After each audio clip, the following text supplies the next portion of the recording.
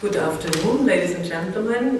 Thanks a lot that you all came, despite the rain and despite possible other impediments as to travel in these days, not so easy as we would all hope it to be. Thanks to the permanent representation of Bavaria for hosting us, indeed for the second time in this beautiful venue.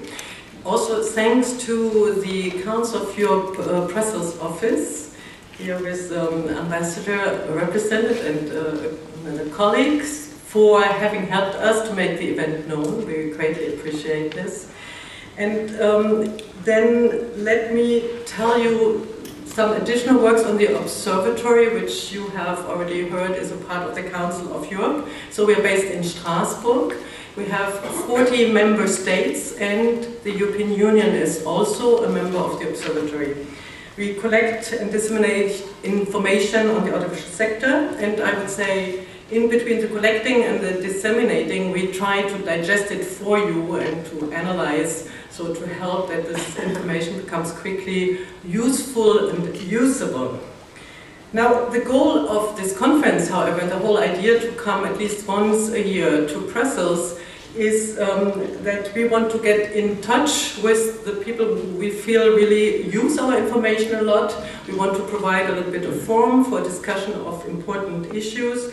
And this year the topic is the public service media online, remit and financing. And I just wondered, how can I explain to you best why that is so important beyond the fact that we have a brand new publication on it.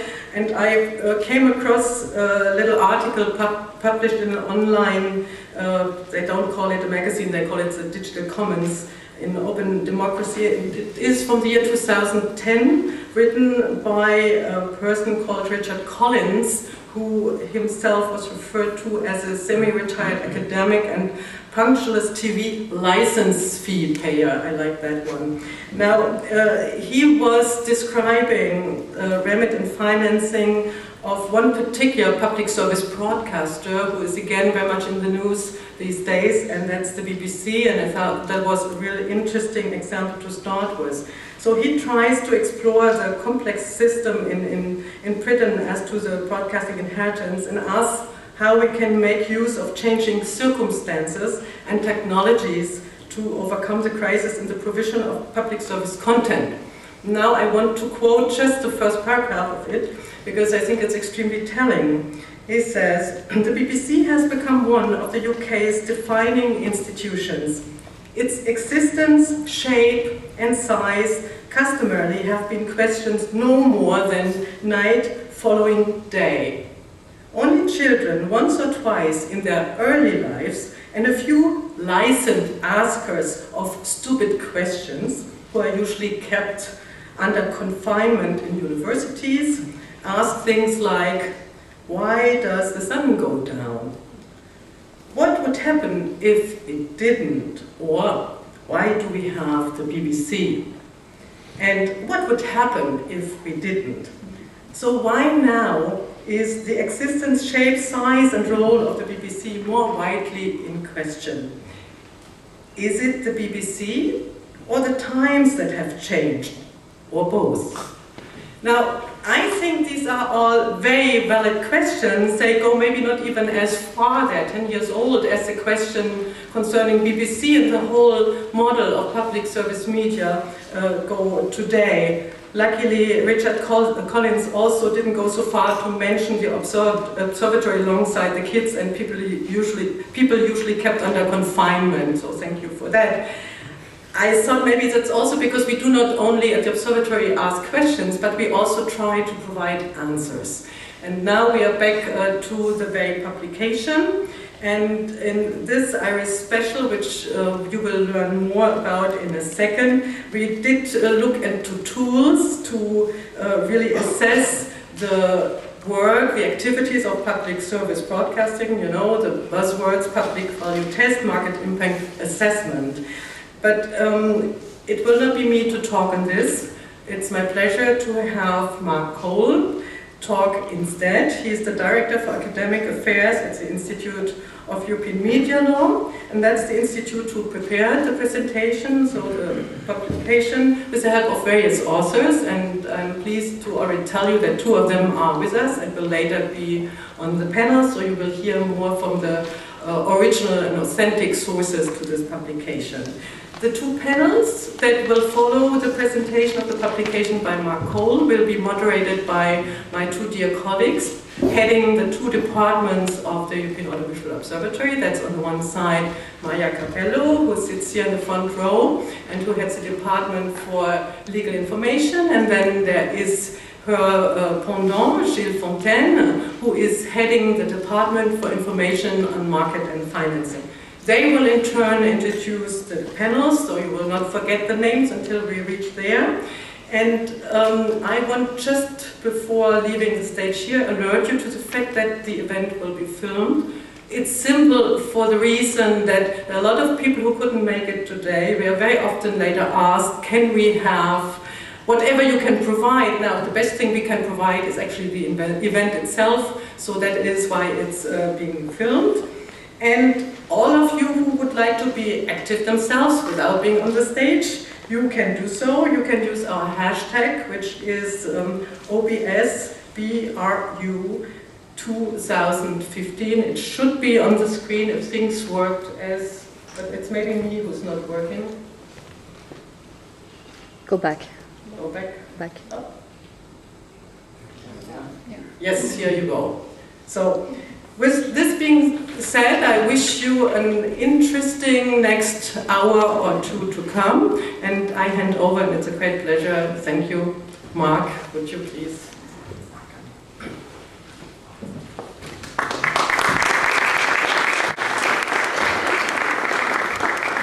Thank you very much, Susanne. Ladies and gentlemen, thank you for having me here and being able to introduce the report to you.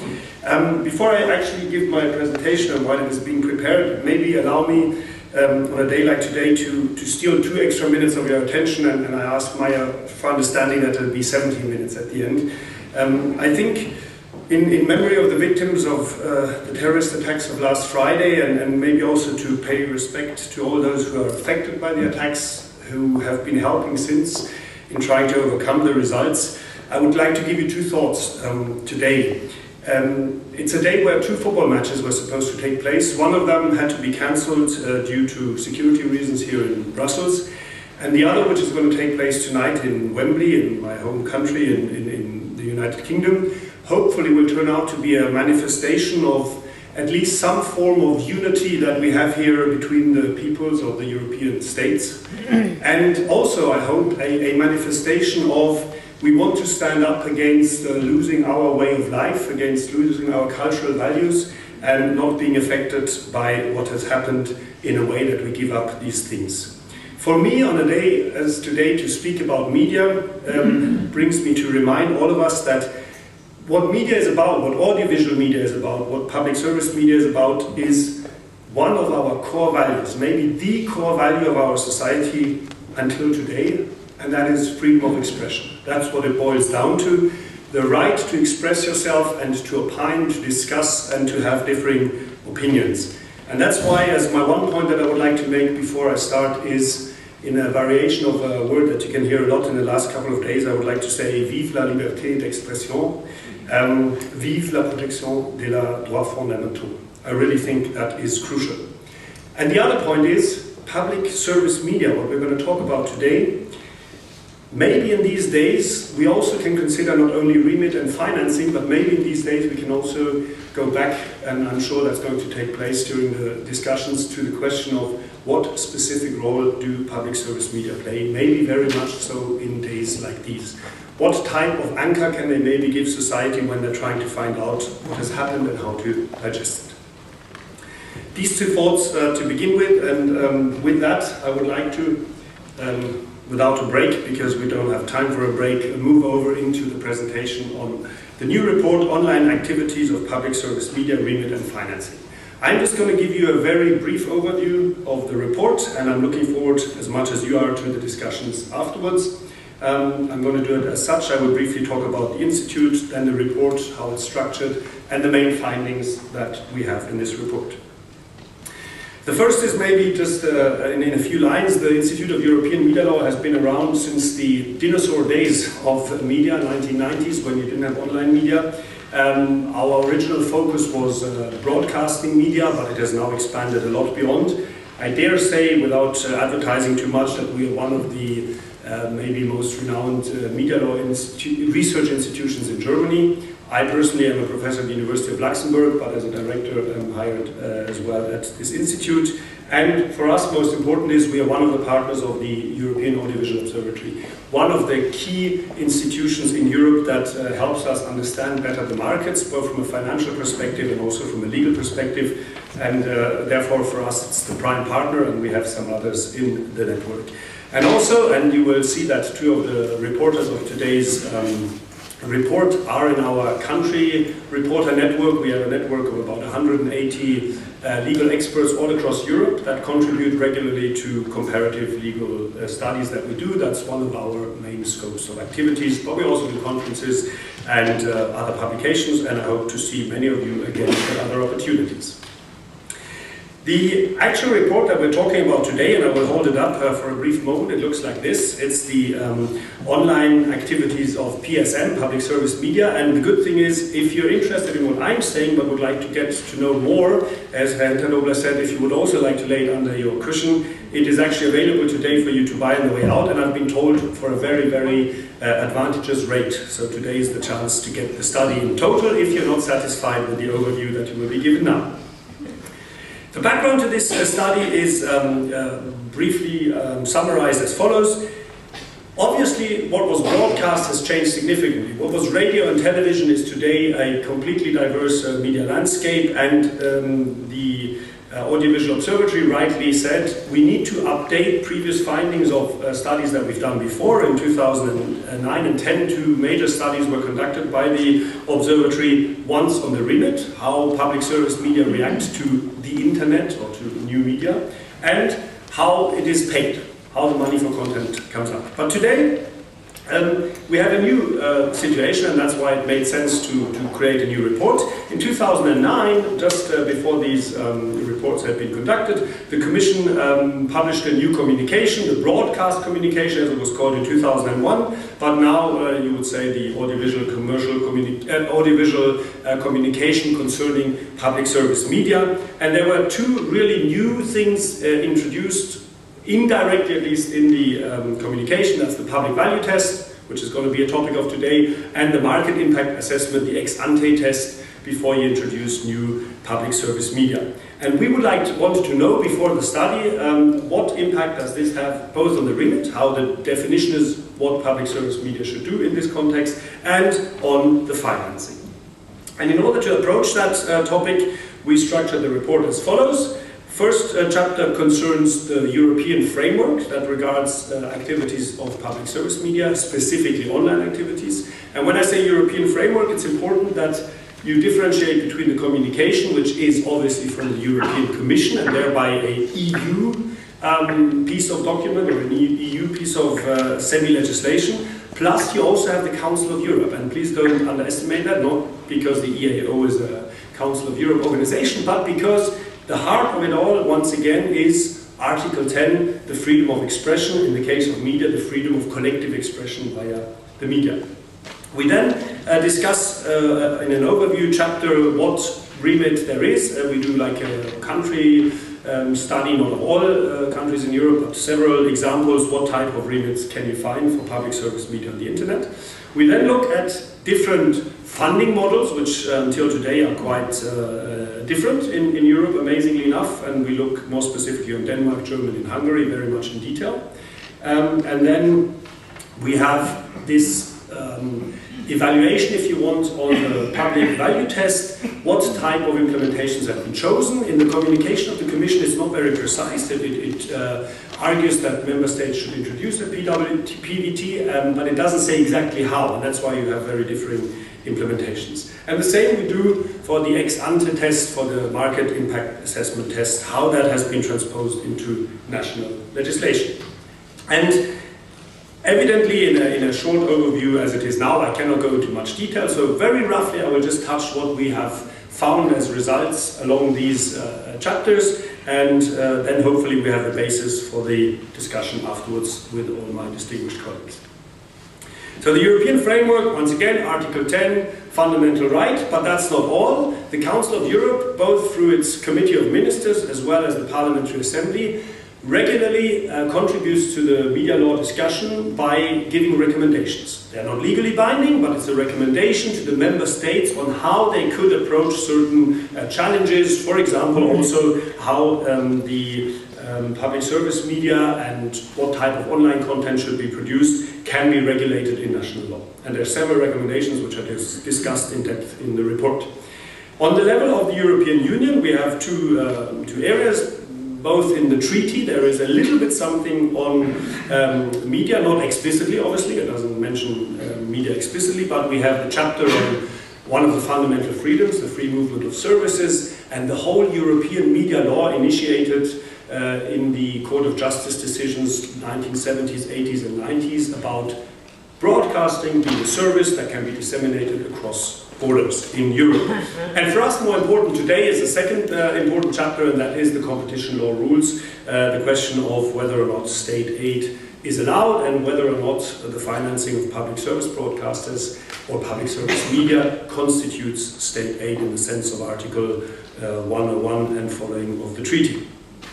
And then you have on a, if you want, layer after that, you have the interpretation of these provisions in the so-called Amsterdam Protocol, which was attached also to the Lisbon Treaty, which basically says defining what public service media do and financing them is something that's up to the member states.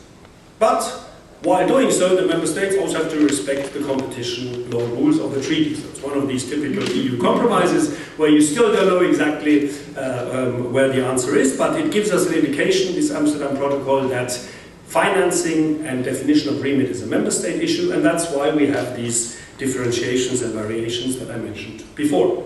And in secondary law, we have the communication of 2001, updated in 2009, and a large number of decisions of the Commission against individual member states concerning their type of financing or their legal framework on the financing of public service media. And maybe most famously, like a key event was when the Commission, together with Germany, came up with what some people call the state aid compromise. It's a decision, so it's not really a compromise, it's a final decision, but the decision reflects a compromise in which the German financing system and the activities online of the German public service broadcasters was in principle accepted, but with quite a lot of requirements how it has to be implemented in national law. And then the German law had to be amended, and it was amended, and since then we have had the largest number of public value tests and market impact assessments in Europe taking place in Germany.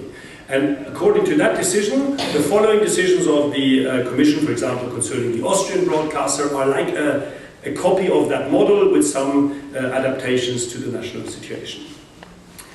Maybe just a repeat, because this is quite obvious, the funding sources for public service media until today are very mixed. In some places, no advertising, in other places, only advertising for some channels or for some activities, and mostly it's a mixture between revenue from advertising, revenue from public funds, maybe directly from the state budget, via an interim body, or license fees, which may be the most popular solution.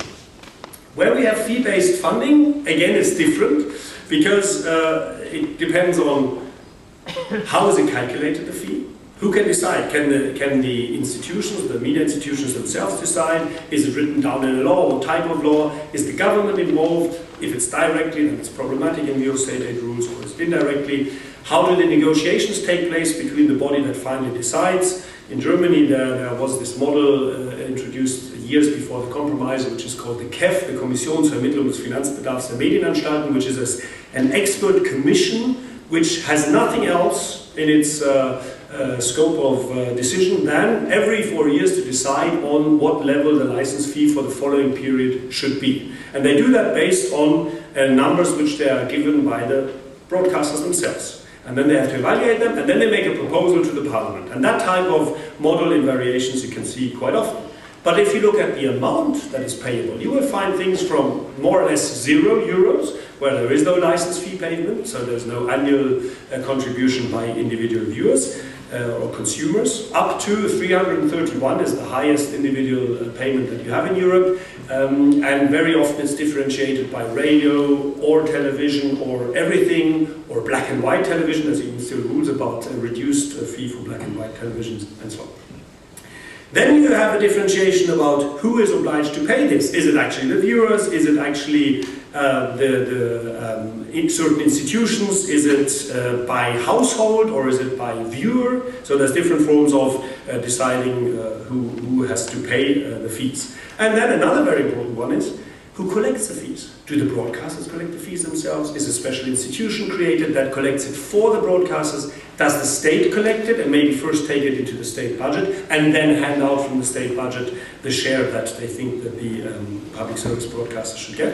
You find everyone in Europe, from Finland to Austria. It's a wide variety. And then the distribution as well, obviously, is very important, because if it's directly from the state budget, it's much closer to the state decisions or the parliament decisions than if it is a body which has been created purely to collect the money and give it out directly back to the media institutions. Concerning the public value test, our chapter focuses on the fact that the Communication 2009 mentions it, kind of encourages the introduction of this test, but doesn't give very many details about the test. And that's why you have to look at the implementations in the member states, and there again we have observed many differences. So for example, who can pursue, or who is in charge of doing this public value test? Even there where it's obliged by law to do one, it's the question who does it. If the broadcaster or the media institution themselves can do it, it has a different impact than, for example, if the government does it. The government might have more of an idea to say, we want the broadcaster to do this, this and that. And that's why we structure the public value test accordingly. If it's an independent regulatory body, then again you get potentially a different outcome. The body is one thing, the procedure is maybe even more important. And the procedure concerns already the question, when does a public value test have to be initiated? So we've observed that in some member states there is a public value test foreseen by law, but it has not actually had any practical impact yet, because it is not regarded as being a new service that is to be introduced, and only new services have to undergo this public value test according to the communication. And it's not only any new service, it has to be a significant new service. And so the question is also who decides on initiating the procedure. And the second step is there's supposed to be a public consultation. Does a public consultation mean everyone can give their opinion, or only competitors, the commercial broadcasters? Or is there only maybe a group which is invited to speak, or is it a public, maybe an online communication where you can participate online? So there's also very big differences there. And then the market impact assessment was supposed to be the economic side of the public value test. Public value test, do we need it? Do we want to have this type of content? And the market impact assessment, what if a public service broadcaster gives that content? Does that mean that any competitor will not stand a chance in the market? And if so, then maybe they should refrain from doing it and leave it to a more commercially oriented media company that can also offer this type of value, added value. And these market impact assessments sometimes are carried out by the regulators themselves or by the body that does the public value test, and in other places they have to be externalized. So you have to have economic experts that are hired to only conduct this market impact assessment, and that is then introduced in the decision process whether or not public value is more important than potential negative market impact. And then the question is, when the final decision has been taken, astonishingly enough, not everywhere that final decision has to be published as such. In some cases it just goes to the broadcaster and they can then offer this new service, and usually it's connected to a certain duration and there is a cap concerning the cost. These observations brought us to the following, and these are very, very roughly structured interim conclusions. One is, in all of the legislative frameworks that we looked at in the report, or that our authors looked at in the report, we still have a very important role for public service media, which is also safeguarded in the online context. So we don't have any frameworks where states have decided that online we can leave it basically to the commercial side, and public service broadcasters do not have to move into there. It's more like public service broadcasters, if they want to remain meaningful, also have to have some form of activity online, very generally spoken. The other is that you can derive from the case law that exists, even if it's not possible to generalize, for example, all the decisions of the European Commission, and even though, maybe regrettably, none of these more recent decisions has been challenged before the court, so we don't have a final decision of the either General Court and then in an appeal of the Court of Justice of the European Union, which would be helpful. But even without this final decision, if you look at them, you can come to the conclusion, A, state aid for public service media also in an online context is possible, as long as the offer is in public interest. So as long as there is a value which is given back for this extra funding. And that's where basically the thin red line goes, as is this an additional contribution, an additional value which is worthwhile being paid from state or indirect state funds. The communication and the case law in the past years, which have changed the financing in some cases, have not had, to our observation, any direct impact on the content or even on the types of services that are offered or on the means of distribution. So in most cases, where broadcasters, public service broadcasters, decided to limit their offer of services, there were other reasons. It was not necessary that the funding scheme had changed. Obviously, if they have to make a decision, what do we want to go in, what direction do we want to go mainly, then they might have to drop some other activities. But this streamlining of activities has also taken place, irrespective of how the funding rules were changed. One thing is clear. In the member states observed, but also in the case law that we've looked at, and if you analyze carefully what the Commission has indicated in the existing case law, also in view of the future, the remit, the definition of the remit, even in those cases where, because of constitutional law provisions, you're not allowed to define it word by word, but the definition of what is expected in the online context is absolutely essential. And the public value test seems to be a solid basis to find that out, especially there where it has been applied, in the cases where it has been applied more than just once or a few times. Final question that you might put forward, you say 2001, broadcast communication, 2009, the first revised broadcast communication. Well, maybe then, if you add the number of years, 2017 will be the time for a new such communication. So we could maybe start now to discuss what we need. And then concerning specifically online activities. There are arguments for such an update, but the reality is the 2009 communication until now has stood its test of time. The results seem that in practice it can be applied also to this new context. And so I will also be curious to hear afterwards maybe where either people from the audience or our speakers see a need or no need to touch what exists already.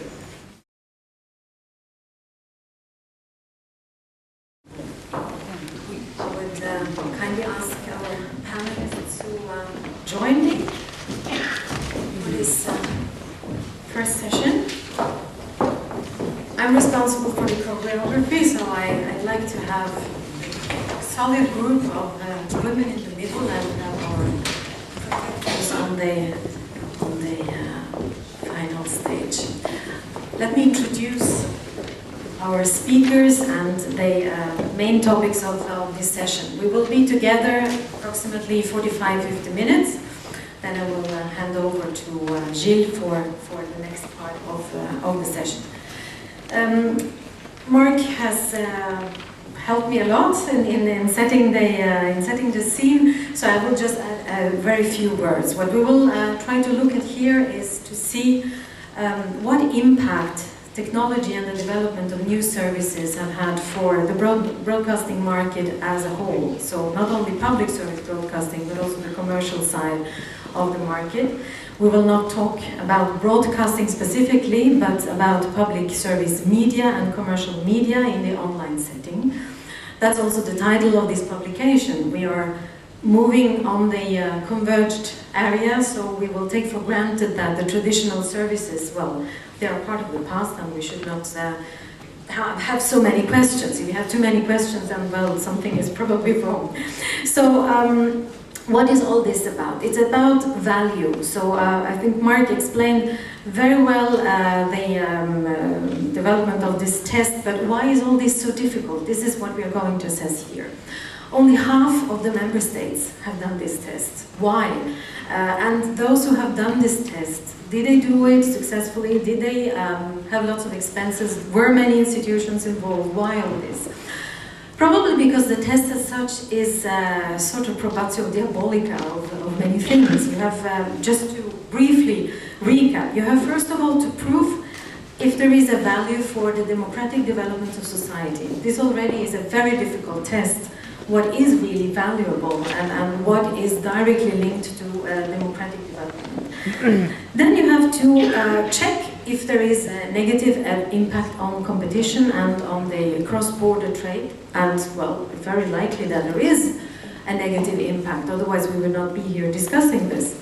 But, and here comes the third step, if there is a negative impact, this can be counterbalanced. How? You must prove that this effect on the market is compensated by a positive effect on the value for the public.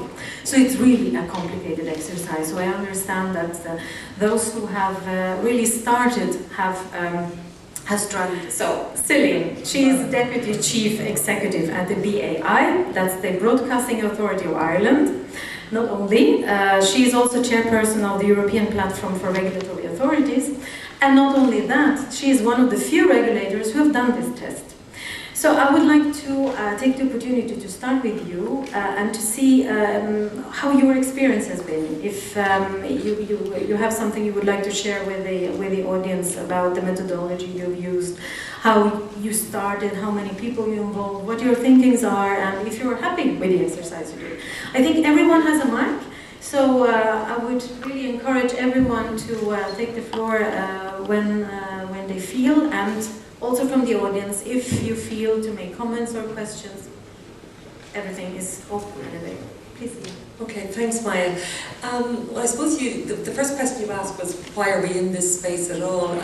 I suppose just very briefly, in Ireland, the BAI was given statutory powers arising from a complaint from a commercial broadcaster in the Irish state into DG Competition in Brussels concerning the activities of our primary public service broadcaster, which was RTE. And in terms of, I suppose, remedying the matters that were complained of, we were given quite extensive powers in respect of oversight of public service funding. And in terms of our full in the context of the full regulatory suite of powers that were given to the BAI, one of those was to look at and to undertake a market impact assessment, or as it's called in Ireland, a sectoral impact assessment.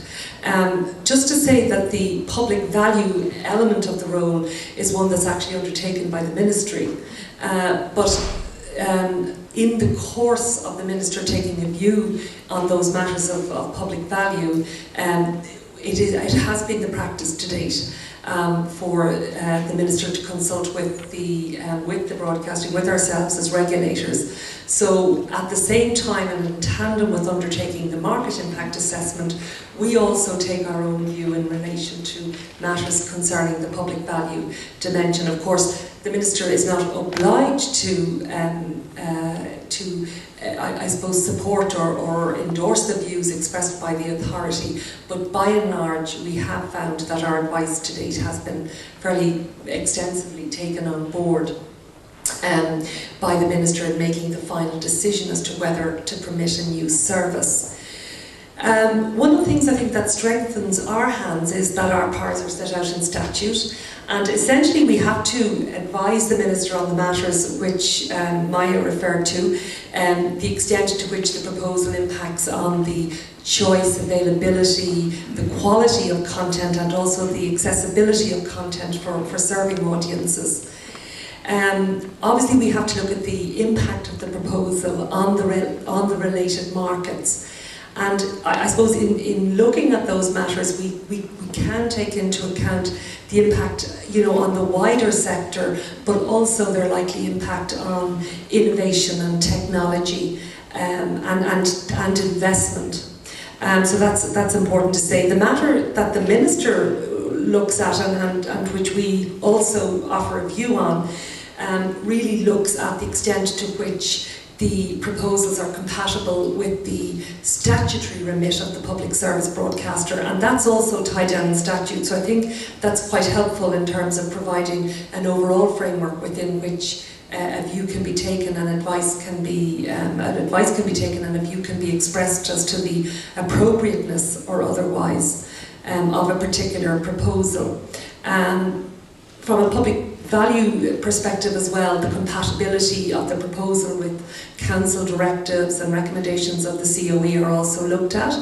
Obviously, the costs and revenues associated with the proposal and their impact, any impact on existing public services. So the extent to which, for example, a new proposal might diminish or enhance existing services would also be factored into the thinking there. And in addition, obviously, things like the extent to which it contributes to increasing the democratic, cultural, linguistic and education and all of those social needs of Irish society or specific groups within Irish society also get a strong airing. Accessibility of the public to the service is also very key, and the means by which that will be promoted. Another factor that would be taken into account would be the extent to which it serves already perhaps underserved audiences. So it might meet the needs of underserved audiences, would also help to tease out, I suppose, the social impacts and where that public value might actually rest. The other one. No, I just wondered, what new service did you find? I mean, this test is done because there is a new significant service to be assessed. Did you look into something specific on the online, in the online services of the public service broadcast? In relation to online, our test so far has been by and large services that, because some of their online services already existed, the tests that we've implemented so far have tended to be for new broadcasting type services. But the same test would apply in the event that you were looking at online services more specifically. So that test would be the same test that would apply. So obviously, I think, and that element of using new technologies and new forms of services is also a key consideration. That would be online catalogue catch-up services or platforms. Exactly. Yeah, exactly. New platforms, etc. Yeah, all of that would be factored into the equation. May I ask you how much money you spent? Yeah, well, our approach has been, I'd just say very briefly, I suppose, about our approach. We had to develop the model ourselves, I suppose, from scratch. We've done it with, we use external economic consultants. We don't have consultants, economic specialists in-house, so we tend to outsource that element of it. So we commission people to undertake it. We try to undertake it in a 90-day period and keep it, we try to scale it to the I suppose the size and resources of our own organisation, but also bearing in mind what the resources that would be available to the public service broadcaster as well. So we try to kind of scale it accordingly. I suppose our initial costs have come down a little, I think, from those that were reported in the Era Special, but that was part of that was looked at the funding of the particular model. But we can roll, for instance, developments in respect of a number of services into one impact assessment. And I think we probably would be looking at in and around €35,000 for undertaking such an assessment. And that would include the outsourcing, bringing it back in-house, taking a view, the board of the authority would take a view, and then we might make recommendations to the Commission, to the Minister rather, that would might make recommendations around certain conditions that might attach to the approval of a service. So definitely you don't do it every month, that's something. I would like to move over to Warsaw a little bit, from Dublin to Warsaw, and ask Krzysztof Wojciechowski. He's legal advisor to the board of the Polish public service broadcasters, so to have a different perspective from a country where no test has been carried out so far, but I guess you're looking at your neighboring countries and mapping a little bit the scene. So it would be very interesting and valuable to get your perspective on how you live this from the point of view of a country who has not yet done the test, who might decide to do it or not to do it. So which are the thoughts that you have over in Poland? Yes, indeed. Thank you very much. Poland so far has the online services for public service media covered by the general definition of the remit of public service media. And this remit is constructed in such a way that there are three pillars in our broadcasting act. The first pillar is a general definition of the remit, which is based on several 9 main values.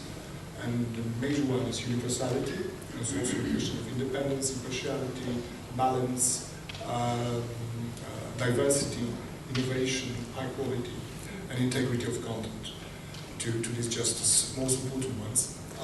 Then there is a list of more specific tasks that public service media should fulfill. And in addition to that, the third pillar is the list of duties, of standards that all activities of public service media should fulfill. And all those apply both to traditional channels, program services, of PSBs or PSM, and to online services. So the basic assumption of the legislator is that the same social, cultural, and marketing functions that are fulfilled by traditional programming should be fulfilled by online services. So this is more or less the statutory basis for the time being. These provisions, in particular, this broad definition of the public service remit were introduced before Poland joined the EU, and they were introduced in implementation of the Broadcasting Communication 2001. Now Polish authorities indeed do consider the introduction of ex-ante tests based on these 2 elements, public value tests and market impact assessment. And this is being considered in certain dialogue with public broadcasters, obviously.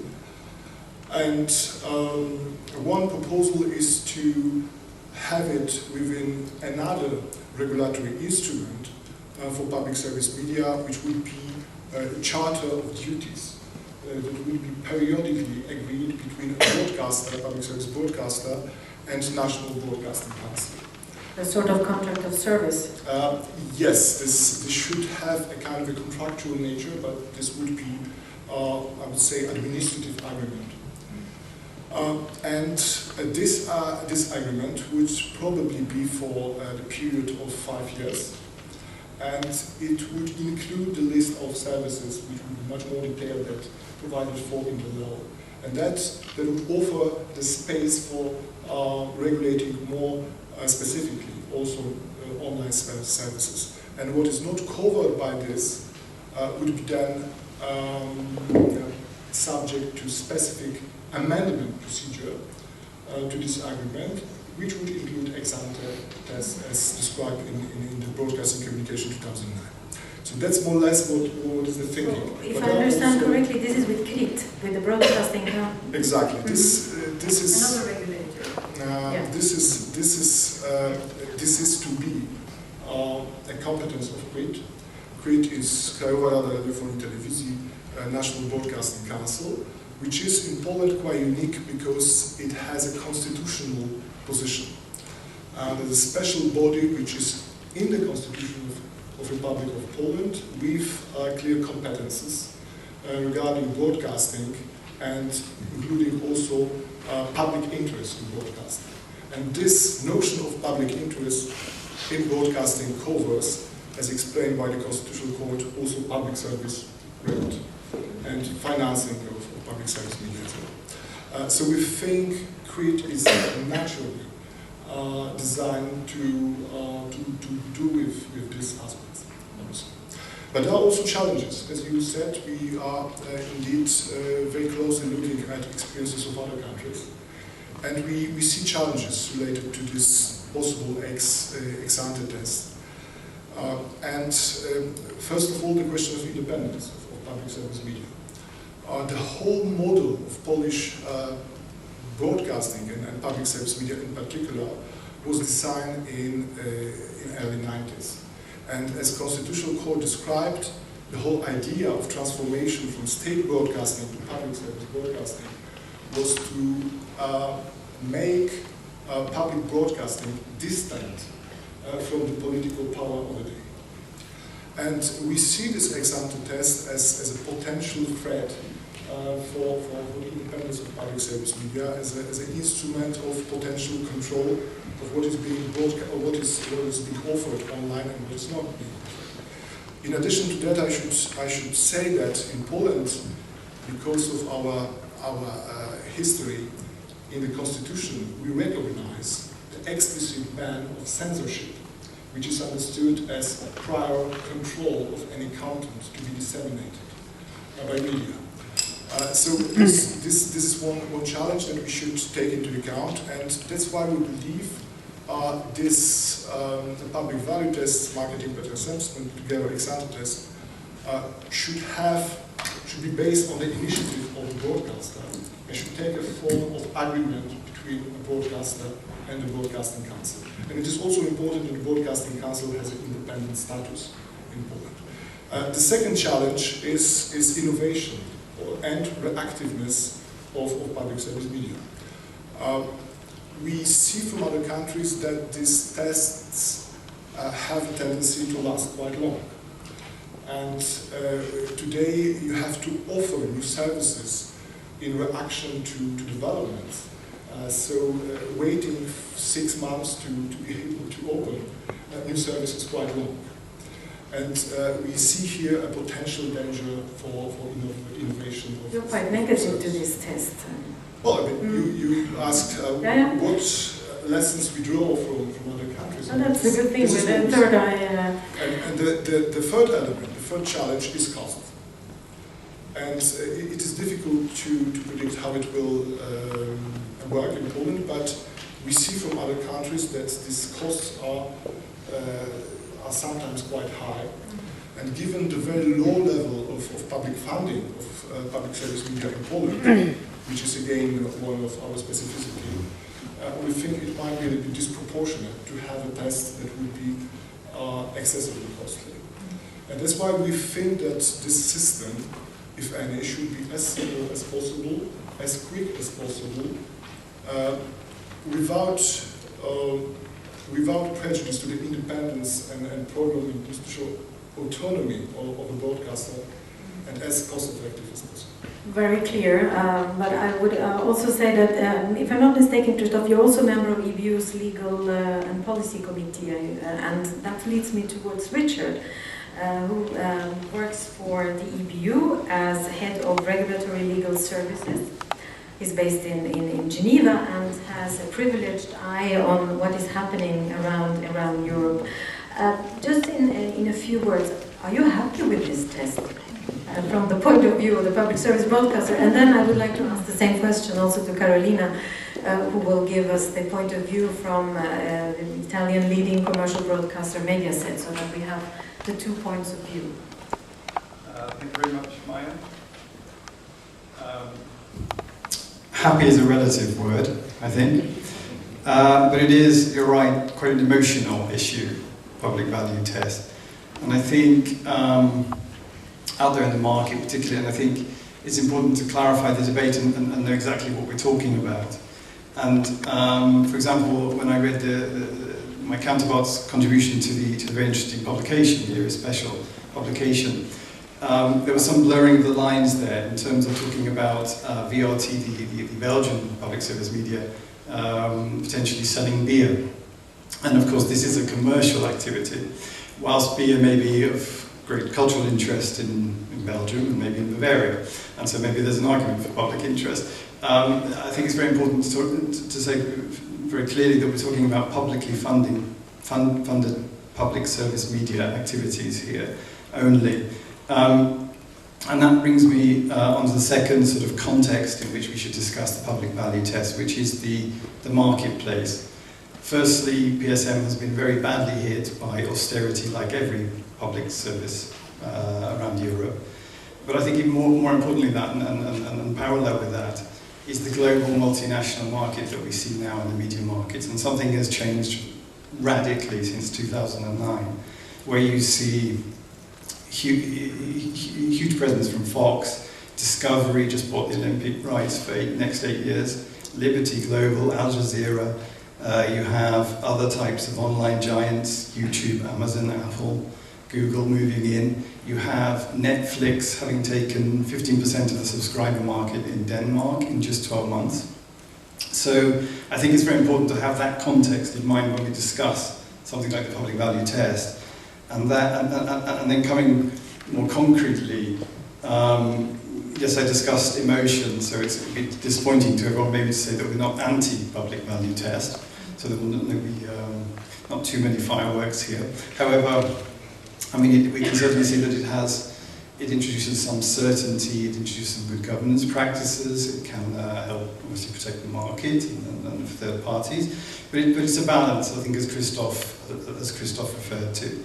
And I think what's very important is that we don't cut off European broadcasting at birth, and we don't stifle innovation coming from PSM that would be fully in favour of European consumers and European broadcasters under the dual system, where we may energise the European markets, where we may bring on new services that may be niche to start with, but then maybe the commercial sector will take it on and make it profitable, make it better even.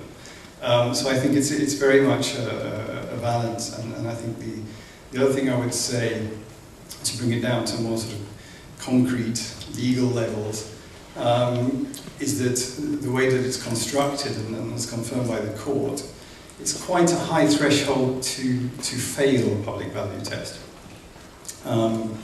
As the court has said, it's got to, once a service has some kind of public interest, and of course the remit is rather broad to be universal and to catch all levels of society, all sectors. Once something has a public interest, it must have a manifestly disproportionate impact on competition to be banned on the public value test. And as the court recently said in the Spanish judgment, that means that it must be excessively difficult for third party competition. So impossible or excessively difficult. So that's a very high threshold actually to step in and stop PSM. And I think, as I said earlier, I think rightly so, because PSM needs to innovate and to survive and to stay relevant in a global media context. So that's what I would say. If, however, we have a public value test, and as Krzysztof mentioned, I think it has to be a sensible one. It has to be reasonable relative to the size of the broadcaster, relative to the size of the market.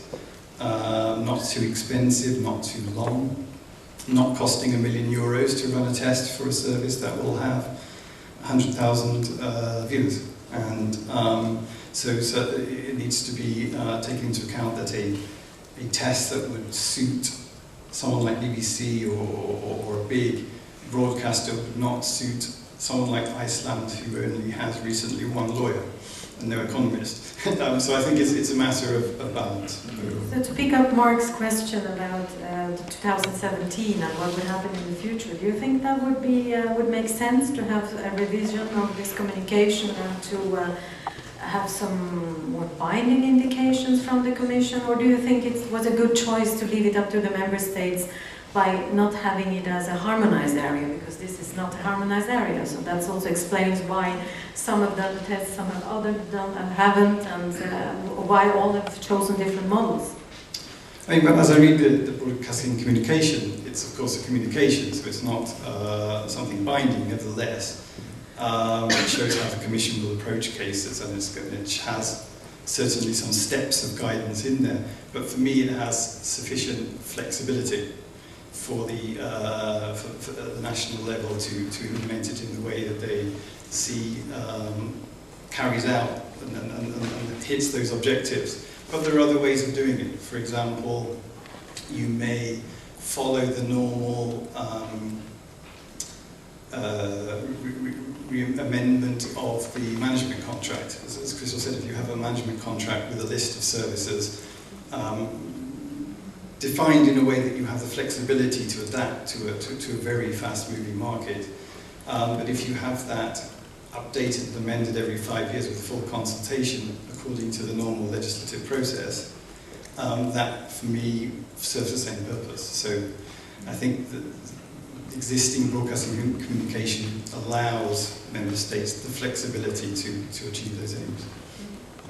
Competition is really tough, and commercial broadcasters at present find on the one hand competition, of course, with commercial broadcasters, which are part of a dual system in Europe, which we believe in, and we all are in this together in the fight for, I would say, the defense of our identity and cultural diversity. And on the other hand, we have global players which go under no rules whatsoever. So rather than having an opinion on the public value test, which, by the way, literally is not applied yet, and RIDE is about to rediscuss its new convention with the state, but I would make a more general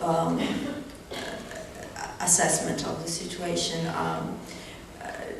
You know, as you mentioned, the joke by Ross Bingham, who made his contribution here, you know, at the beginning of his contribution, he made reference to this Belgian beer that is marketed under the name of a famous reality show broadcast by the Flemish broadcaster. Just for the audience, Ross Bingham, apart from of course being the face of ACT, is also one of the authors of the report, so he has written one of the chapters of the RV special. It's a telling anecdote, because well, I mean, we all know that advertising is not per se part of the remit according to the 2009 communication, but it is a way of funding the remit.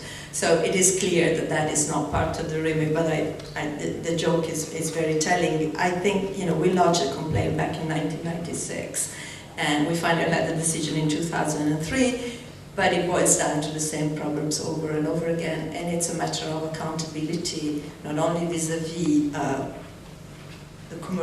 other commercial players, but also vis-a-vis the users. And I think the notion of value for money is in the public debate right now, and we all have to do more with less.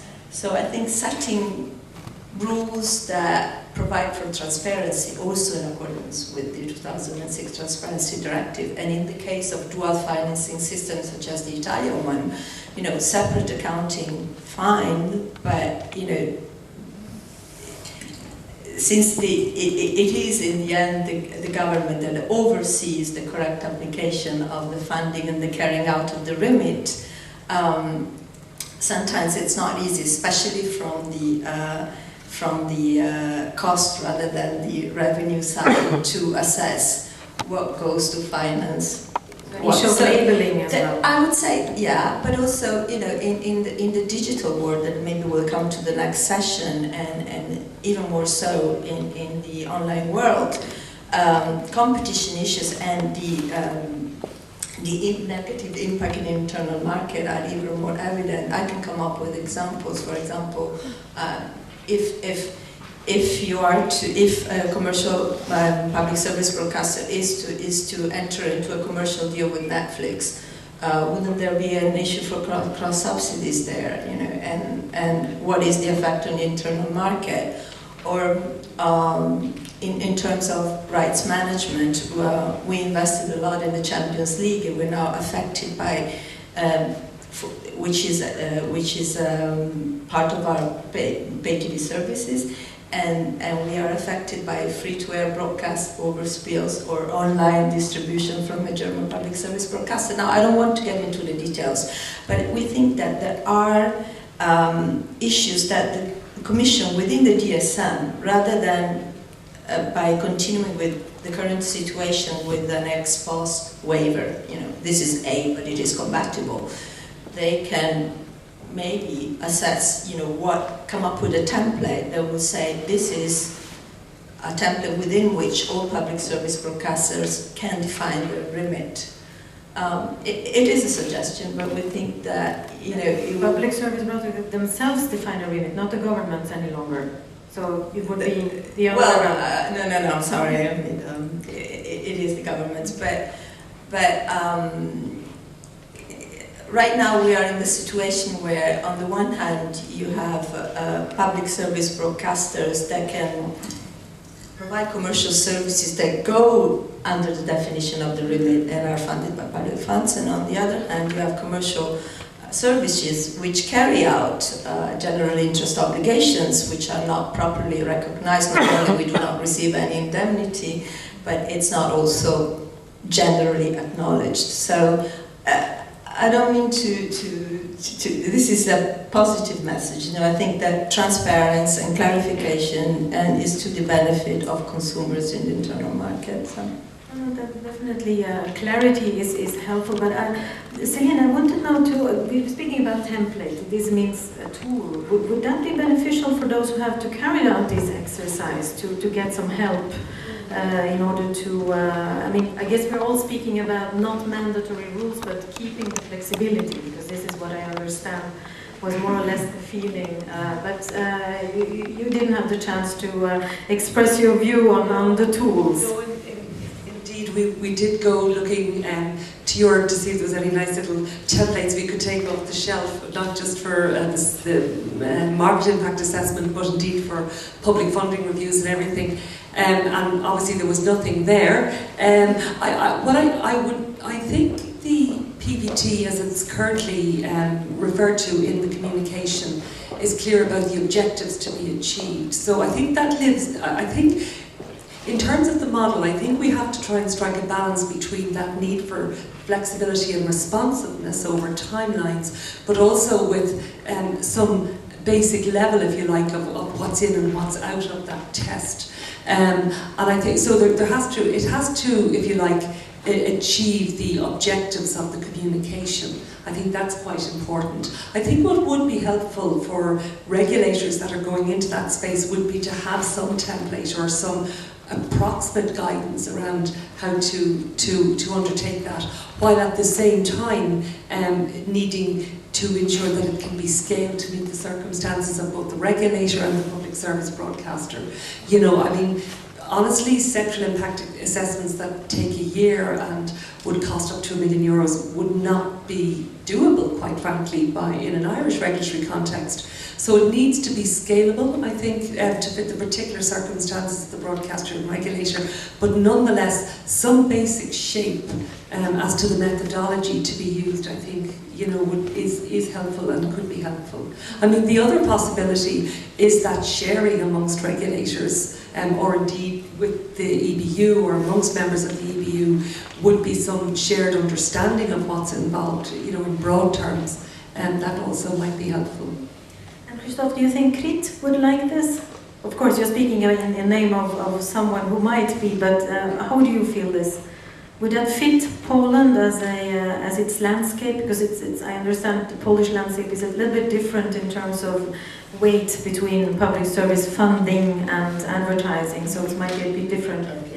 Very brief. Huh? Template for carrying out these tests and defining the remit of the public service online.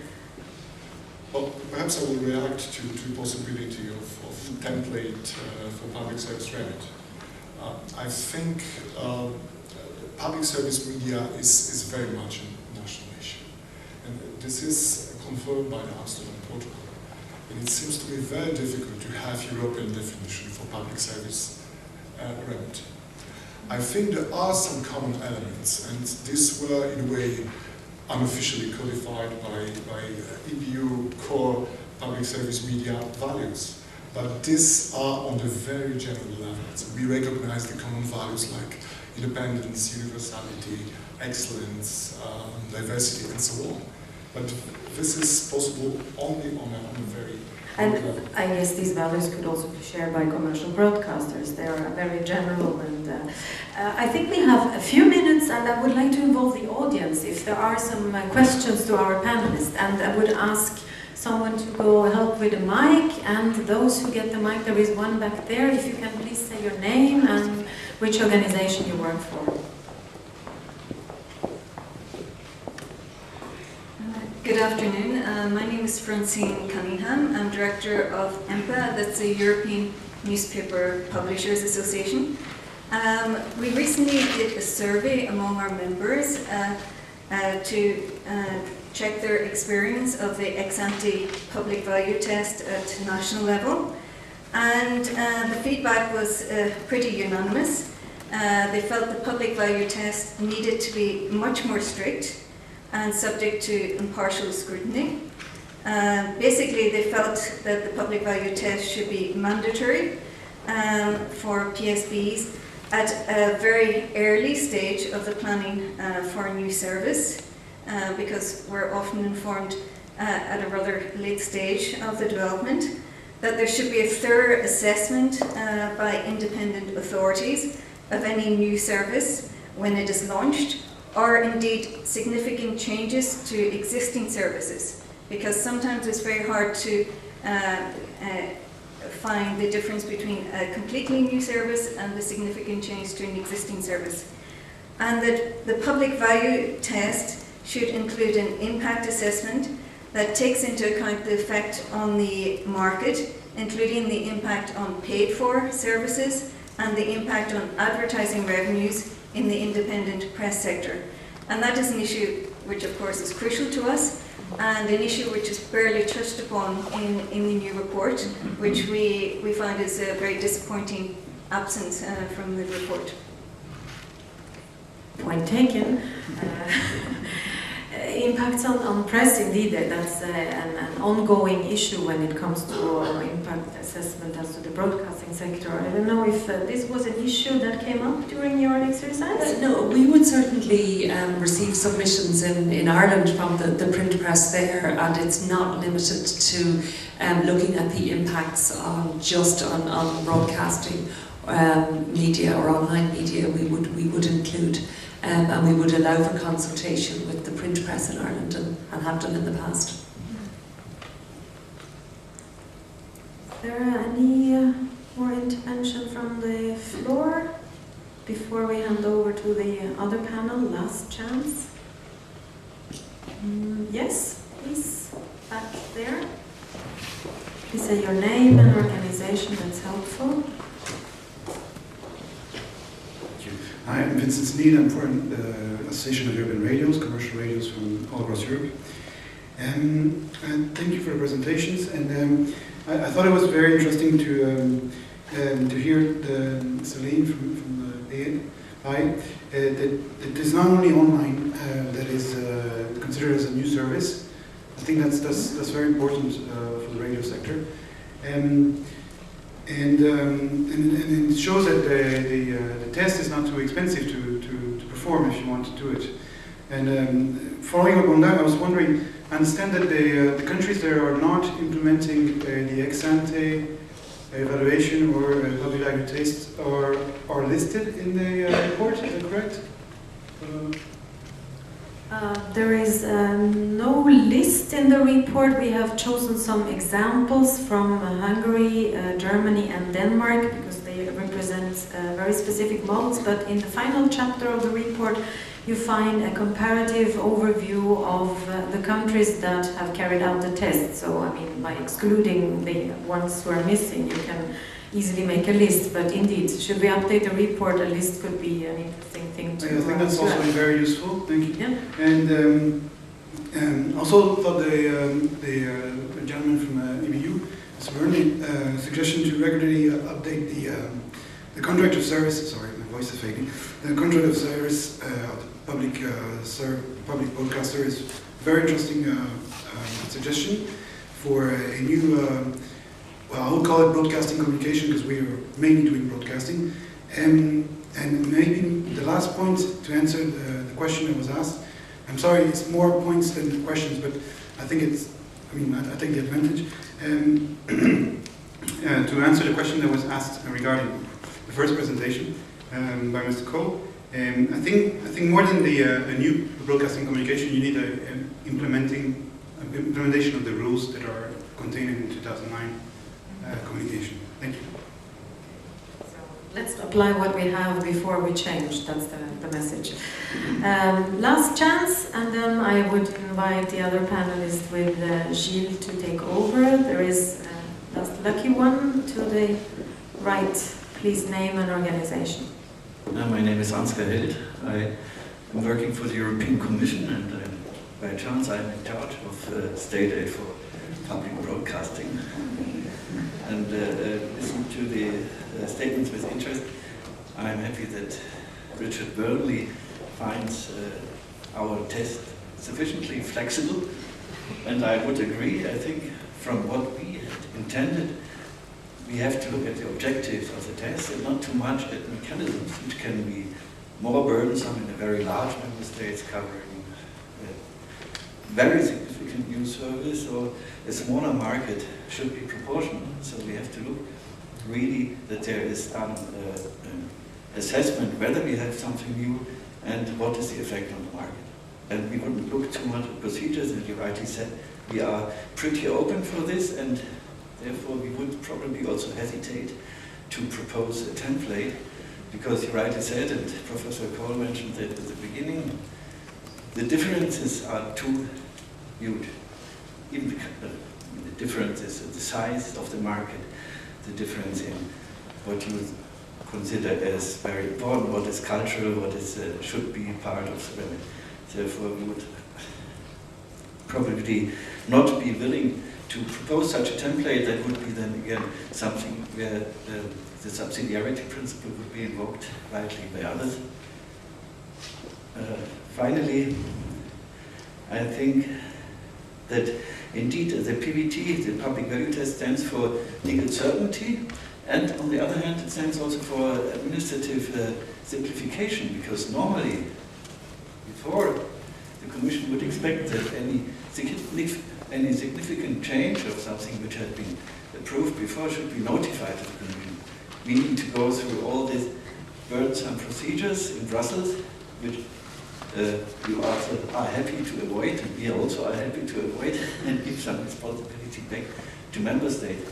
But also coming back to what has been said by private broadcasters and private publishers, I think the problem often is not the application of the test itself, but maybe also the respect of the outcome of these tests in the national countries. And finally, so far we have no plan to write a 2017 communication. We have to see what comes out of this discussion. Thank you. Thank you. And well, we have then the news of the day. There will not be any revision in 2017. I thank the panelists, and I hope you had a good session. And I will invite now the panel 2 with Gilles Fontaine to take it.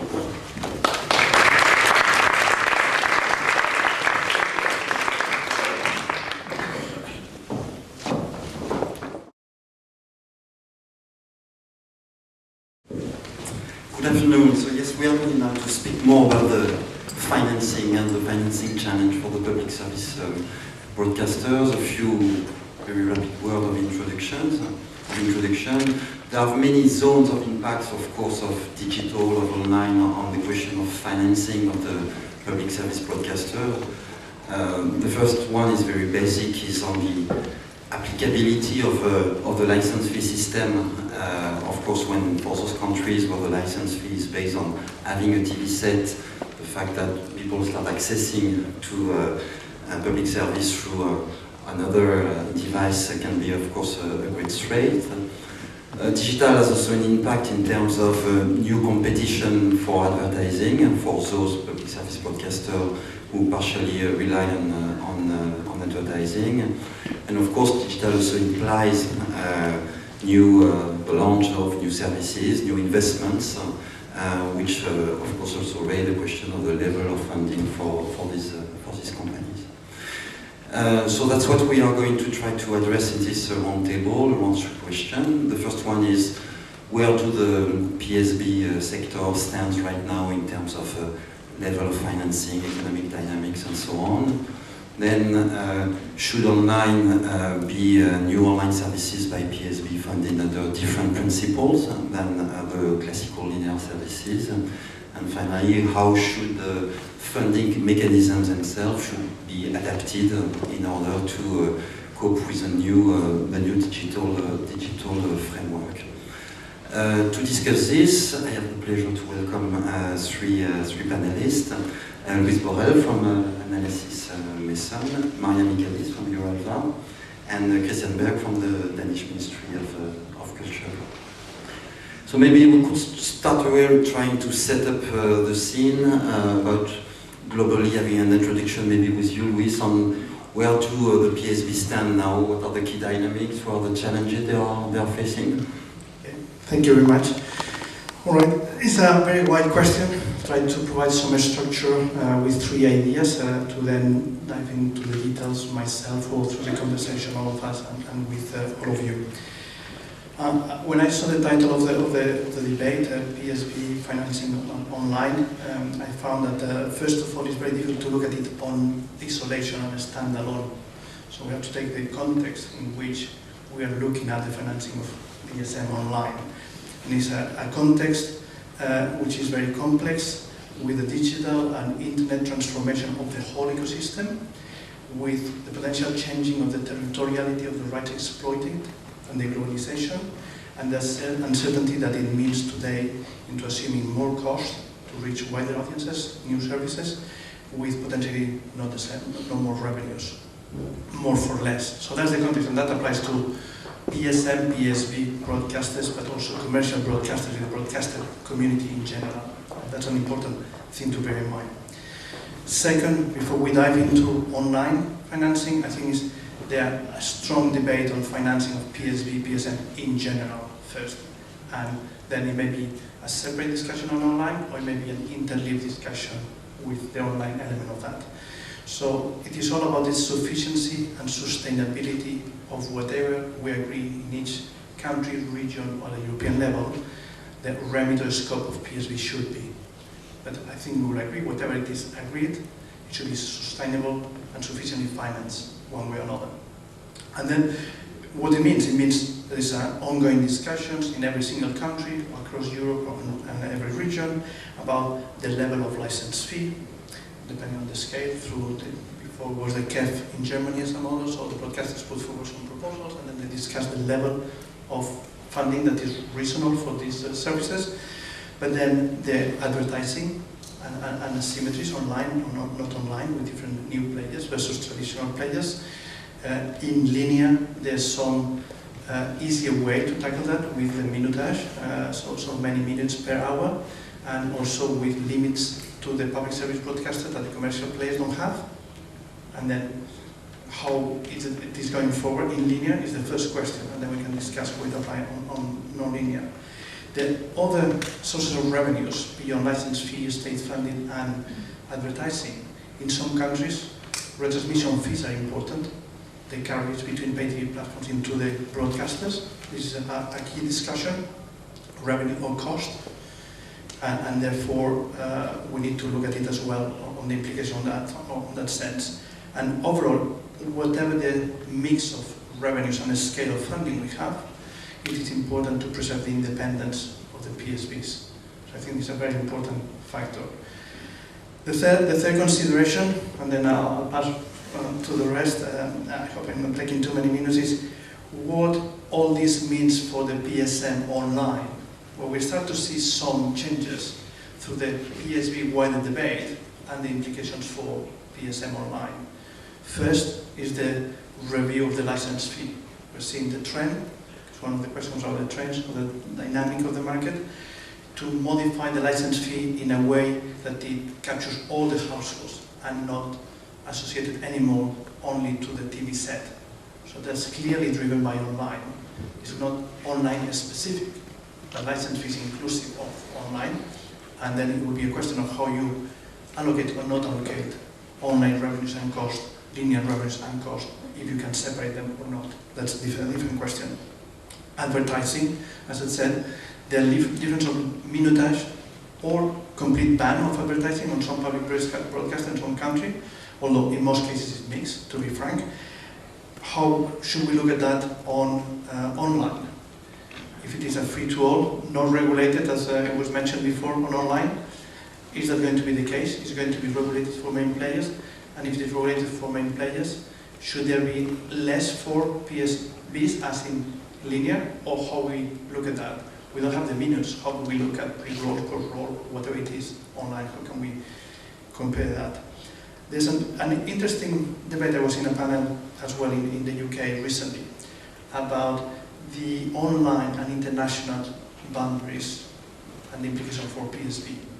One of the questions they put to the BBC, and the BBC provided for the time being, there's not a clear answer, but I would like to hear more here, is at the moment they have, the BBC has the BBC Worldwide, looking for international revenues beyond the license fee for audiences that are not catered through the linear TV service.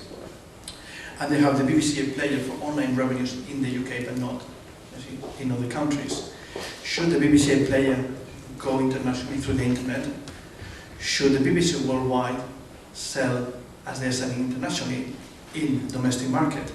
What could be the mix as we have kind of seamless linear services and boundaries mixing together? And that's a very interesting question. For the time being, they're launching BBC Player in the US. How that will evolve, I don't know. But I think conceptually, in this PSM and online, I think it's a very valid question on how we move the boundaries for linear and online together. The main transformation is for the TV ecosystem as a whole, the broadcaster as a whole, value chain and territoriality, and we need to manage that accordingly. And I think the other key element, I think, is the retransmission fees carriage between traditional pay TV players, platforms and channels. How does this transform project into the online world? We have new platforms, apps, and so on.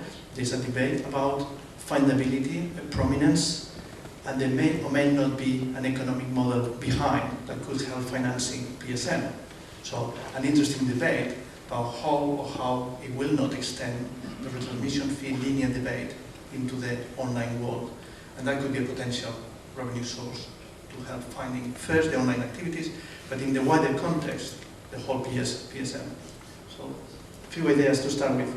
Okay, thank you. We'll come back to the question of the adaptation, in particular of the license fee system. Still on that question of the global situation of PSB, Krzysztof, to react? Yeah. Well, in Denmark, we perceive there are two immediate challenges for public service. First of all, increasing internationalization. So increasing amount of competition comes from international players. As the spokesperson before from EBU mentioned, I think 50% of the subscribers to Netflix is a lot of people in Denmark basically subscribe to subscription channels, among those Netflix. An international player which has yet to produce, for instance, original content. That is one challenge. So increasing international competition from YouTube, Google, and so forth. Secondly, we have a transition where audiences are shifting. You have two sets of audiences, basically. You have younger people who use online services. Basically, they might never actually have a cable service, cable levels. And we have older audiences which might only to a small degree use linear service, online services, and to high degree solely basically linear services. So a challenge for PSM in that situation is that they have to secure two sets of infrastructures if they want to reach all audiences. So how do we have a system, or how do we secure a system which enables the PSM to do that? That is one of the discussions that has been basically in the expert committee that the Minister of Culture sits down in Denmark. Furthermore, it's of course a discussion on funding. We published a report in Denmark in 2014 where the conclusion was that basically that this current system is sufficiently robust for now. And thirdly, that we have a situation where the competition between the public broadcast and the private commercial media might, from a political perspective, needs to be looked at. Maja would like also to take up on the question of the situation of PSB right now in the landscape.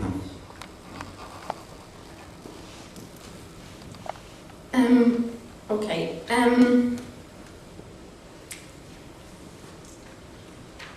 Citizens in general are interested in public service broadcasting, and very often they are agnostic about the underlying delivery method. So in many cases you find that viewers, listeners are not interested and necessarily do not care about what happens behind the screen, how the services content reaches them. So this is one aspect that relates to both the remit and the funding. If we think about, and that's the second point, if we think about the question of funding, remit and funding are essentially two sides of the same coin. We established in the previous panel that both these issues are issues for national countries. So the responsibility lies with national countries. What I think is important from the point of view of citizens is to have procedures for both the remit and funding, procedures that facilitate meaningful intervention, participation for citizens. In other words, the voice, their interest has to be heard and taken into account, either directly through public consultations, and they can submit, for instance, individual submissions, and or through commissioned research. So this is an important point to take into account the citizens' interest in these debates. So I think that's all for now. Thank you.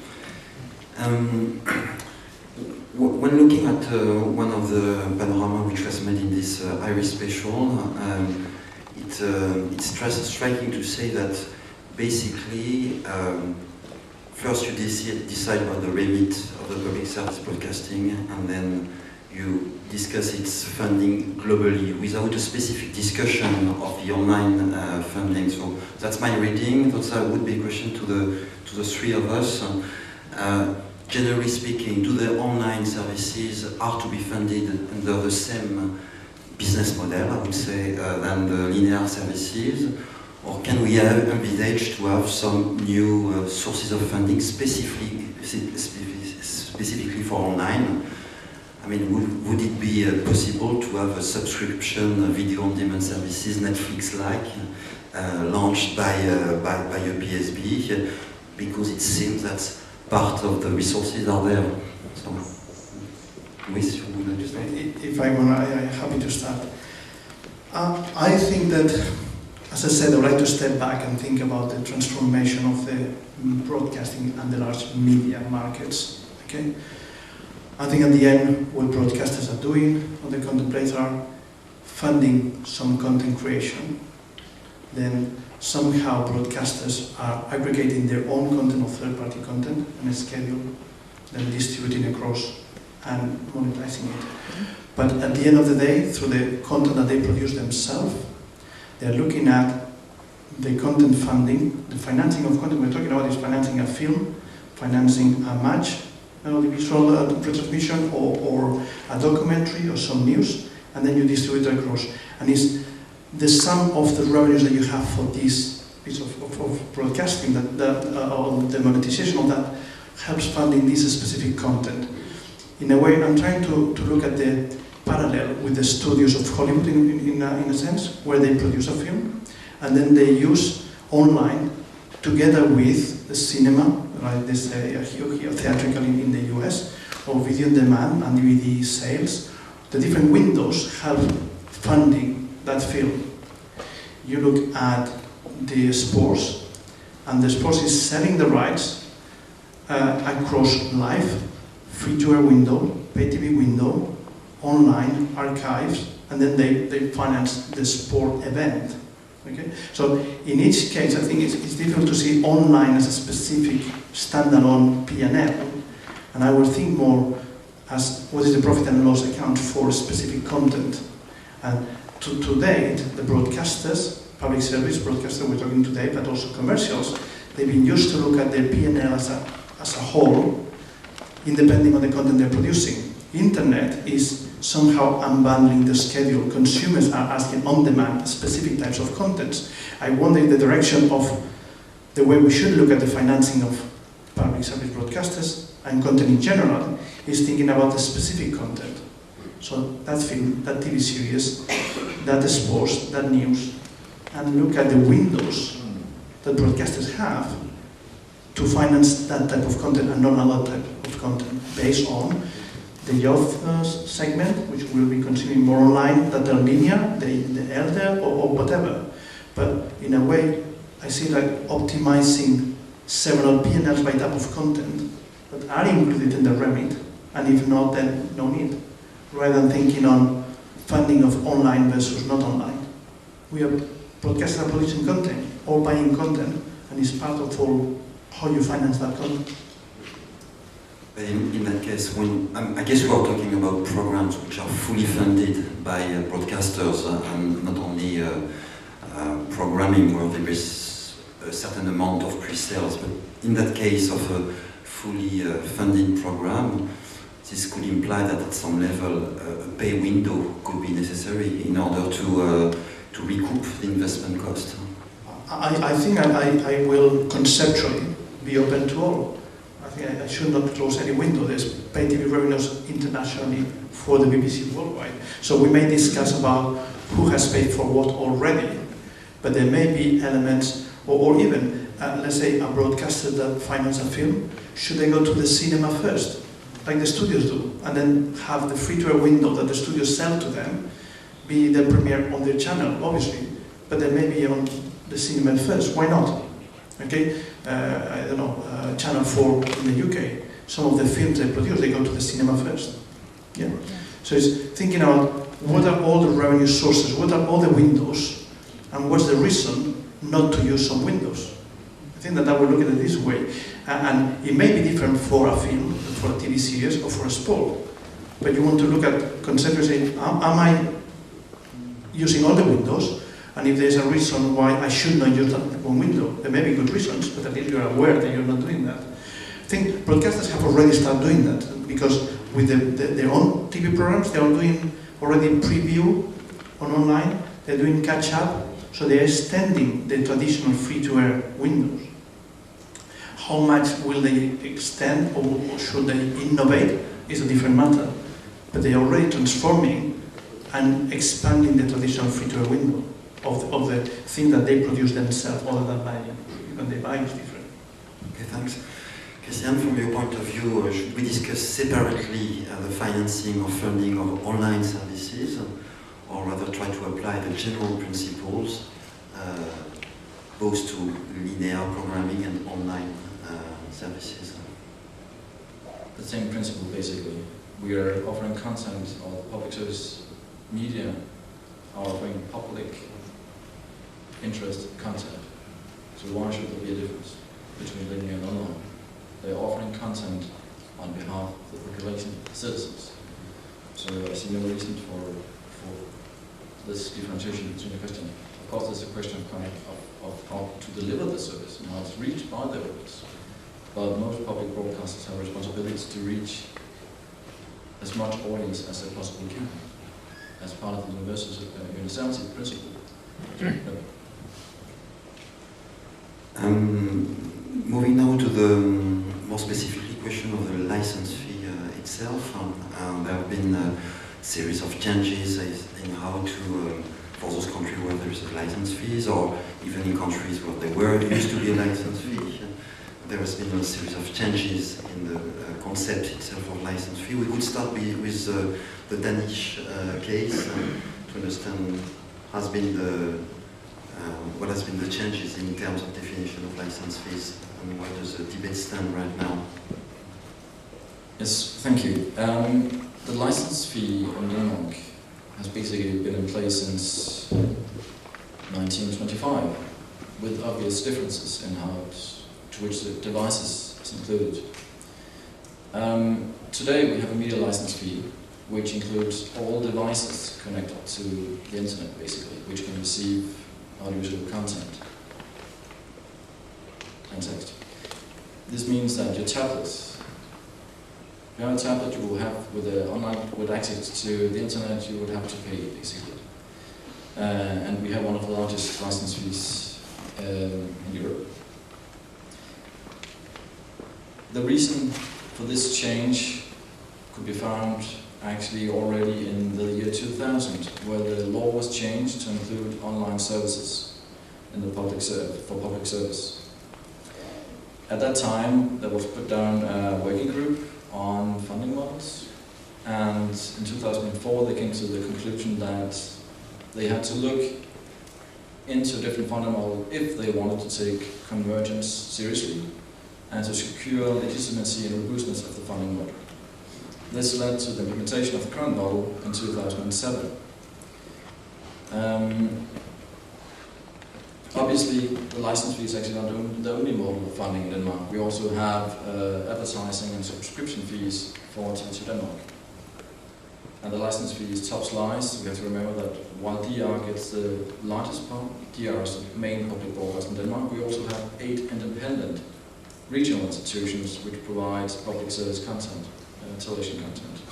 And we also have a public service pool, a public service fund, which funds public service content and commercial television. And community radio and television, obviously. So we have a license fee which is collected by the public broadcaster, but distributed to quite varied different purposes, basically. But the main part is that it's now increasingly platform neutral. And it's only payable if you have one device, you have to pay, but the amount you have to pay does not increase if you have 2, 3, 4, 5, 6. So it's basically a kind of household fee indirectly. We have had some current discussions on the license fee because obviously it costs money to collect it. Could this be saved if you change the license fee towards state funding? You could. What would you lose? You might lose some legitimacy. But the fact remains that more than 90% of the Danish households pays the license fee. This means we have a robust system. People pay the fee. It's relatively highly regarded. Obviously, if people could avoid paying it, they probably would. Perhaps not, but then the evasion rate is relatively low. So, from that perspective, we have a relatively well-functioning funding system currently. But obviously, the politicians are continuously focused on it. Also to see if it's possible to make a system where you can pay for individual services on for instance, DR. But this is something they will talk about. I understand that way before Germany moved to the home-based license fee, it was already contemplated in Denmark, but finally you kept the system of the device-based license fee. Why was that? What made you decide rather on the connected device logic rather than on the household logic?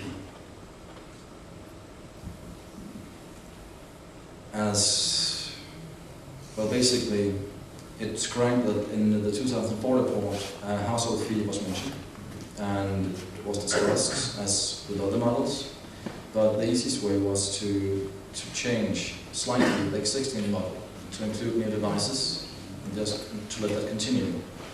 That simply eased the process.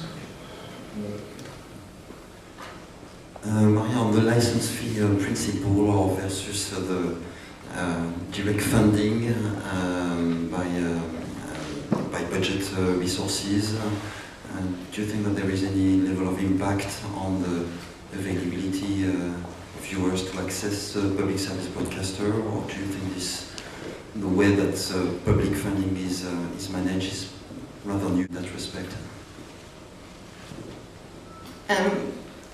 There are so many differences across countries, and the remit and the funding mechanism and level are decisions for national governments. I think from the point of view of viewers, what is desirable is that the funding system is a simple one, so you can have, for instance, different mechanisms, as we just heard, for different public service broadcasters within a country. but then the system is quite clear and consistent, and you don't have this differentiation between old media, new media. Sometimes you try and introduce too many difficulties and complications, and that's not helpful. So keep it simple, so that the users can understand it, see how it works, and as long as funding is proportionate to the remit and sustainable, then this should be enough. Okay. Thanks. Before taking eventual question from the audience, precisely, both of you have spoken about the sustainability of the system. What's your take on the current situation, taking into account the competitive landscape on online?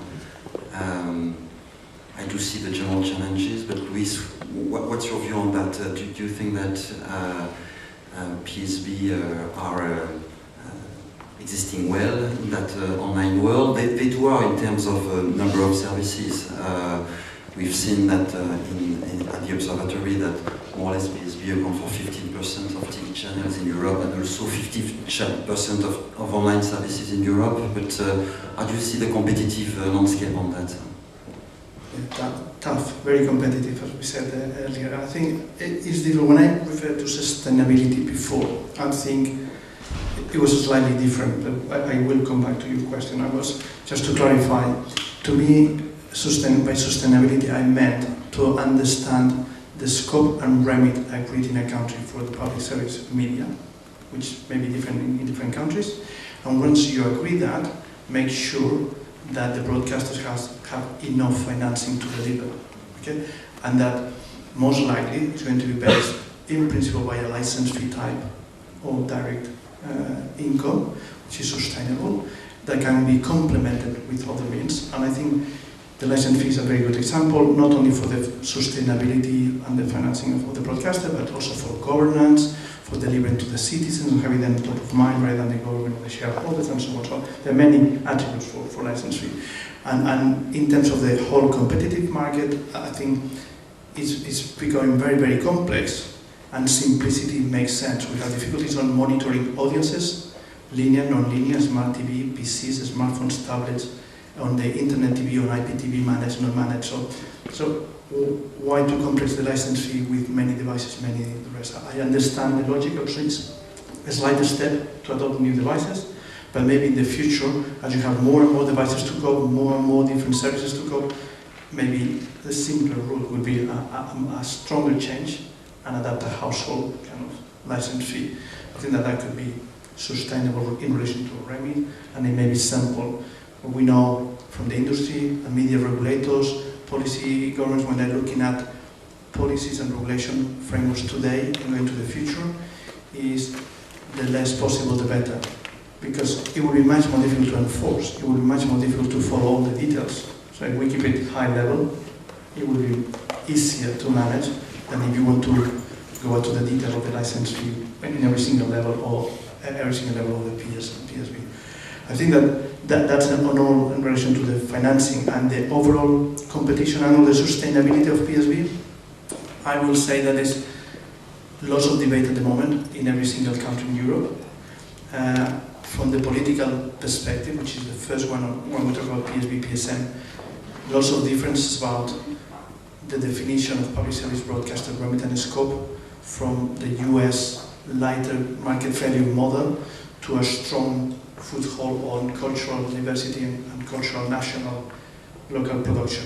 So all the grace levels exist into that definition, and that unfolds on all the policy and regulation and the rest.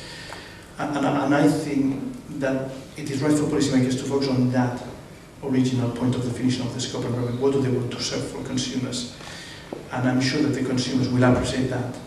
And the verdict will be that for the consumers and the competition, if they are viewing the broadcaster's content, is that the industry, policymakers and PSBs have delivered.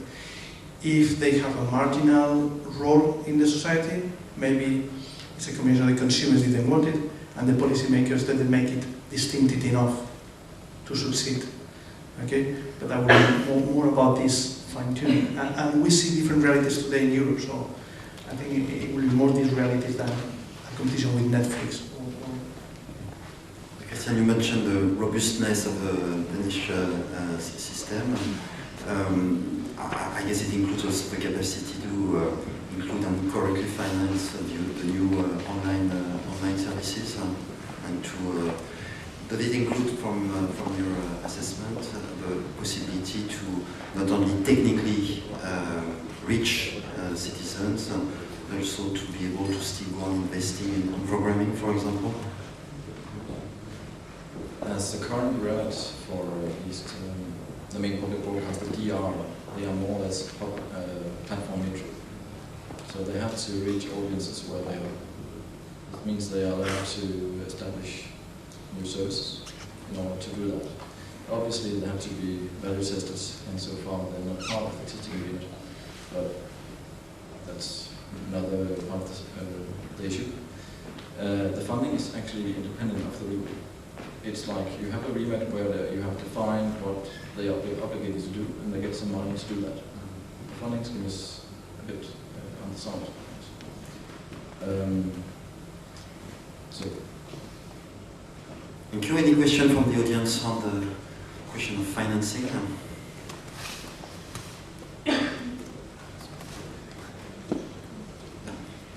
I think I can speak louder. One thing that is interesting about the communication is that if you want to take a completely different perspective, what the Commission did is they basically said, okay, we are easy or easier than in the past with services which are offered on a commercial basis by public service media. As long as they're clearly separated, you mentioned before somebody mentioned transparency regulation, so under certain circumstances there are other means of financing which might even be a good way to pursue where there is on a competitive basis with commercial competitors a possibility to find financing. Now we haven't talked much about that because also in reality, except maybe that beer example that we heard before, that is not something that is being used on a huge basis except for retransmission rights, IP rights and so on. But do you think that, do any of the panelists think that that is still a hidden treasure which maybe could be used to say potentially public service media should become more competitors if it is then clearly separated from their usual income and not a cross-subsidy?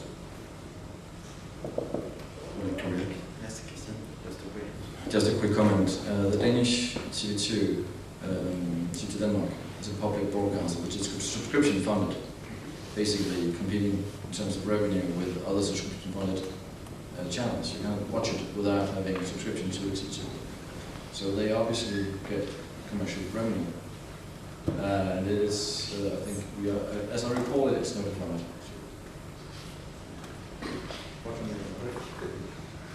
Luis or Maja would like to react? I'm not sure you say if they should become more competitors to commercial broadcasters or to the new media players, but they are competitors already. So it was first for audience, so everyone is fighting for capturing the same audience, therefore they are competing on that sense. And second, on advertising, they are also competing. I think it's trying to find the balance in each country. How you balance. At the end, we're talking about policy regulation and economic regulatory sector regulation, and in a way that it helps mainly deliver to local content, protection of minors, and competition. It's finding the right balance in each market between how much do you need to support local content and how much you need to protect consumer and how much you need to have competition. And so finding the balance is not an easy task, but it's how you find that balance, it is essential. And if you believe that the local production should be protected, and that's for, we have discussed each member state or region in Europe to define, then you need to make sure that they have all the financial means to deliver, and they have all the competitive tools to deliver. Because you put them an obligation, and they have to respond to that obligation. At least, I don't know if it's an hidden treasure, there are strong differences between public broadcasters in terms, for example, of sales of programming rights, for example. So that's part of maybe additional resources, which on top of the classical discussion, license fee versus advertising, yes, to some extent can be a leverage here. Yeah. Would you like to react? No, Maja? No, it's if extra funding can be found that respects the public service principles and goes into original domestic productions, content, then, you know, I think this can be considered and perhaps would be welcomed. And we have seen some innovative thinking in some countries, you know, new ways to try and find extra resources. Thank you. Any last question before we close the session? Yeah, one here.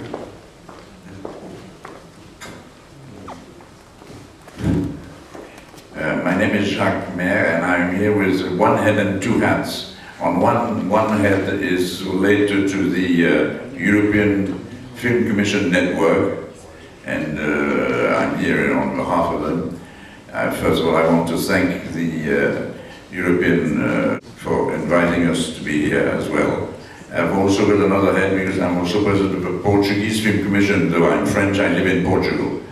And that brings me to the question I wanted to raise, which is that nobody seems to be concerned about one of the factors which, with the new techniques, in my opinion, should make decision-making in relation to financing audiovisual productions maybe easier, or it should be one of the factors considered, which is the language barrier that sometimes occurs.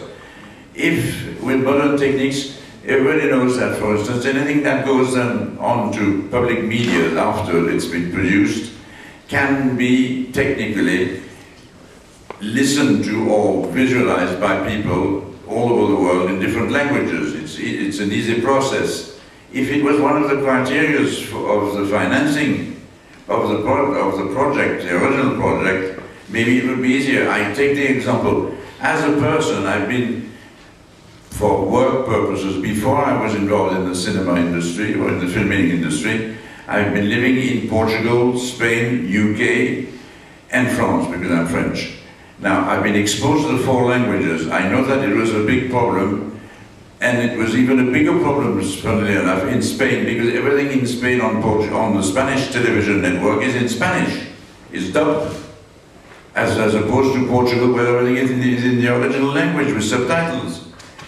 Could it be possible, or what would the panel think of getting this being one of the criteria of the financing structure of any audiovisual project? Because it should be easy enough to be able to, so that we are now technically able to produce it and present it on the public media in the language the person wants to listen it to.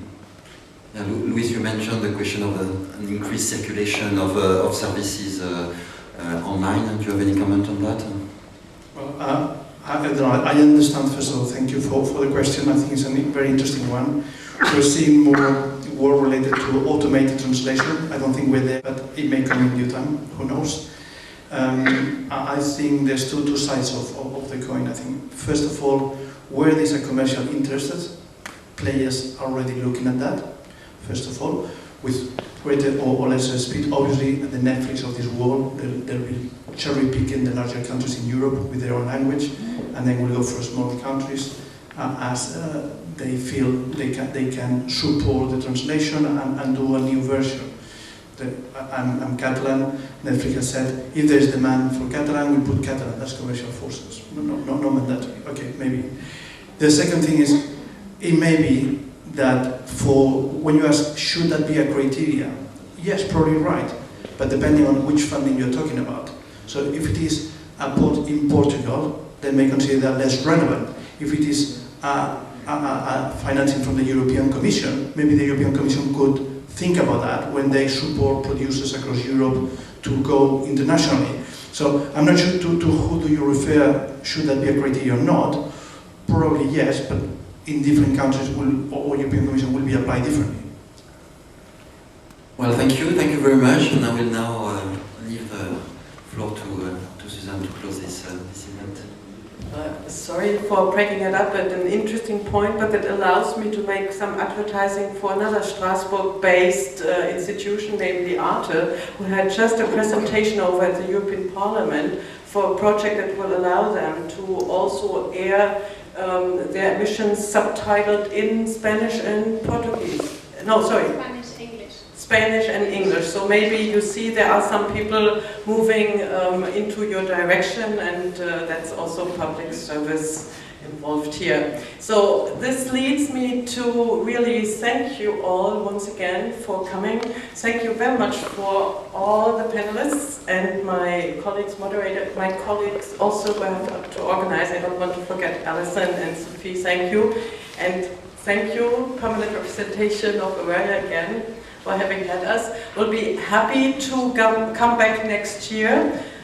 But for today, I would kindly ask you to leave the premises by around 4. I realize this beautiful room is maybe more in demand than we can imagine, so we have been asked not to linger on for too long. But those of you who have now gotten the appetite for the publication, it's still available, and your person is Sophie Vallée, to contact her or contact us at the observatory anytime later.